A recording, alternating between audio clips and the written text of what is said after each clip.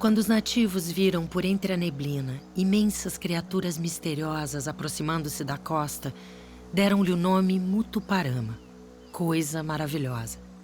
Na verdade, eram enormes navios de velas portugueses, trazendo o bacharel de longos cabelos cor-de-fogo, mestre Cosme Fernandes, que só não serviu de refeição aos nativos graças ao amor despertado no coração da linda Caniné, filha do cacique local, que abençoou a união entre os dois. O bacharel partiu para conquistar novas terras, prometendo voltar. A abandonada Caniné refugiou-se em Ararapira. Todos os dias, subia na mais alta forquilha de uma árvore e de olhos marejados esperava o regresso das velas brancas que trariam de volta o seu amor. Na língua dos indígenas, Ararapira significa partida, abandono.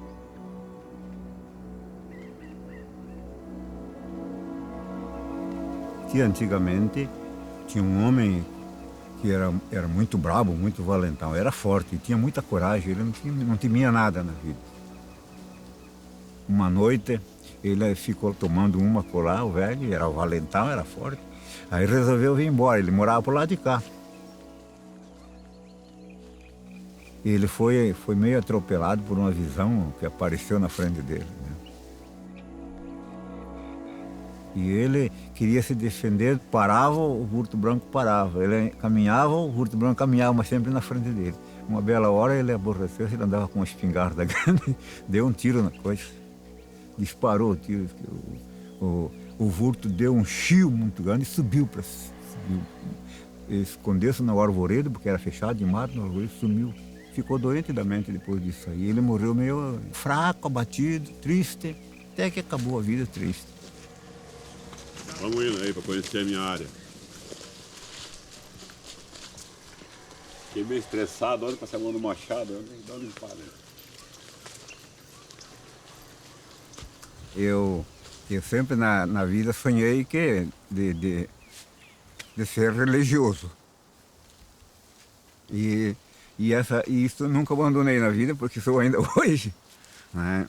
E eu tinha vontade de seguir a minha vocação num seminário para tornar-me padre. Mas como isso não deu certo, por causa que a distância que a gente morava, não tinha contato com os padres, né?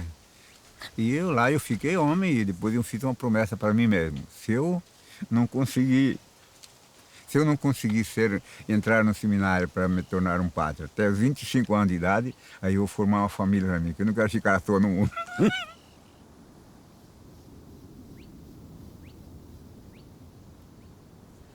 Veja, e é o lugar mais antigo que nós temos no Paraná. Português vindo de Cananéia para cá. A primeira povoação que nós temos aqui é a povoação de Ararapira.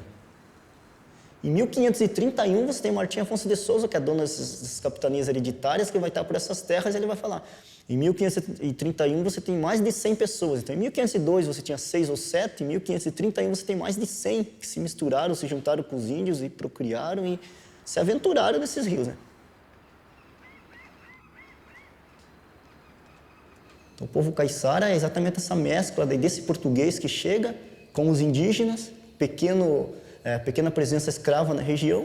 Você vai formar uma nova etnia chamada de caiçara, que é exatamente integrado nisso. Então, é o povo que vai dominar essas técnicas de trabalhar pequeno pescado, pequeno extrativismo da região,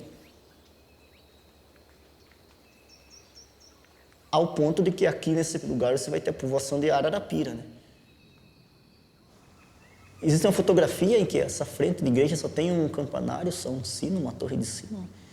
Os 2 sinos de Ararapira é uma forma de Ararapira mostrar para a sociedade, para a própria igreja, que ela tinha condições de pagar. Ou seja, aqui existia uma outra vida, um outro padrão de vida, né?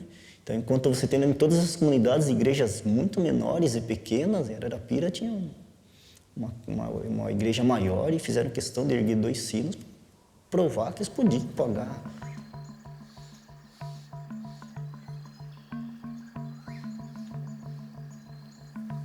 Eu era pescador.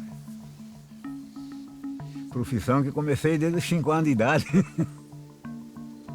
5 anos de idade eu embarcava na proa da canoa e eu não fazia nada mais, tinha que ir. A gente aprendia vendo, né? Aprendia vendo ele fazer e fazia, depois de fazer também. Aí eu nasci no ano de 1945, lá em Barra de Ararapira, né? Lá.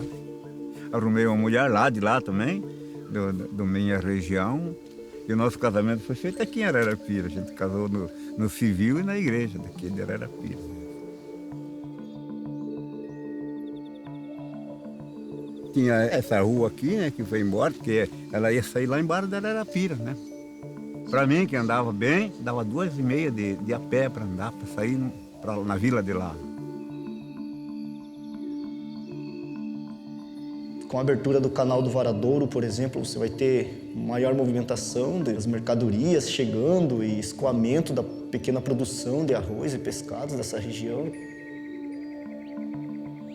Até a década de 50 ela viveu seu auge aí, por conta desses comércios, dessas vendas. Se parar para imaginar, assim, as pessoas se sentiam que Ararapira era um outro modelo de vida, era diferente. Eu não posso ir em Ararapira descalço como eu ando na minha comunidade. Em Ararapira eu preciso colocar um tênis, preciso colocar uma calça.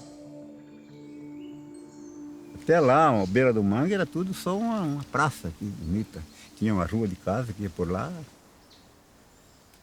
Fica lá no meio do mar agora.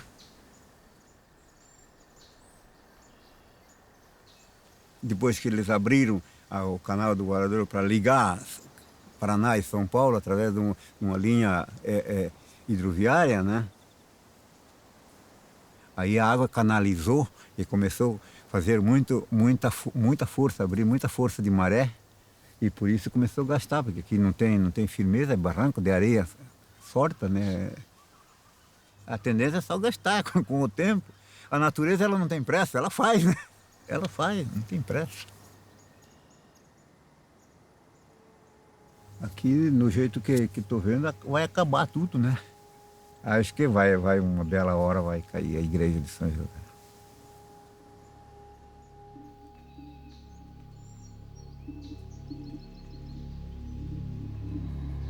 Teve alguns focos de tensão, de conflito aqui na região de Barra da Ararapira, Tibicanga, né?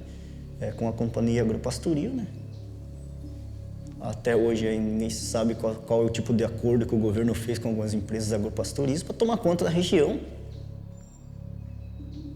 E uma das questões foi exatamente soltar búfalos aí para tomar conta do território. E o búfalo se tornou selvagem, né? E da mesma forma que tomava conta do território, ia expulsando os moradores, né? Muitos foram embora, outros resistiram, a companhia trouxe jagunços para amedrontar. A situação repercutiu nacionalmente, né? E aí, depois disso, se tornou Parque Nacional, né?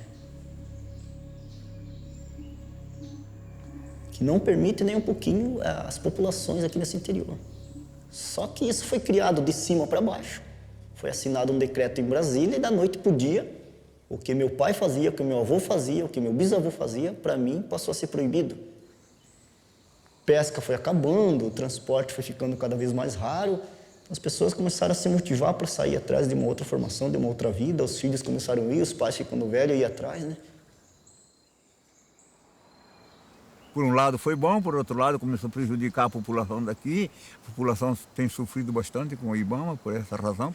Como Parque Nacional não pode fazer isso, não pode fazer aquilo. A legislação é diferente, né?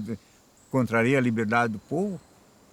E tem feito com que muita gente também se afaste daqui, porque ele não tem a liberdade total que ele tinha antigamente de viver aqui.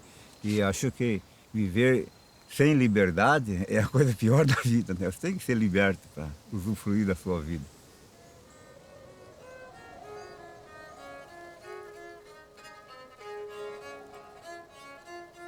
O povo caiçara que está aqui, nessa região, que sobrevive exatamente a essa pesca, o pequeno extrativismo, né?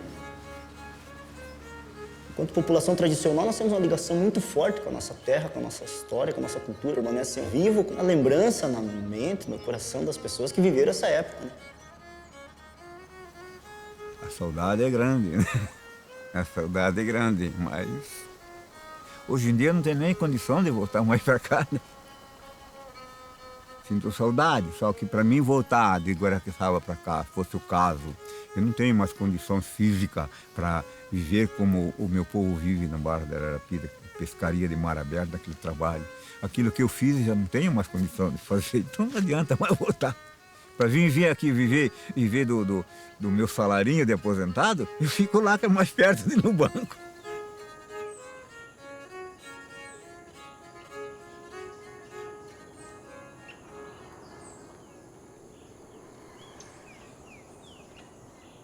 Josias é o único habitante de Ararapira. Permanece na cidade para ficar mais próximo de sua mãe, que está enterrada no cemitério local.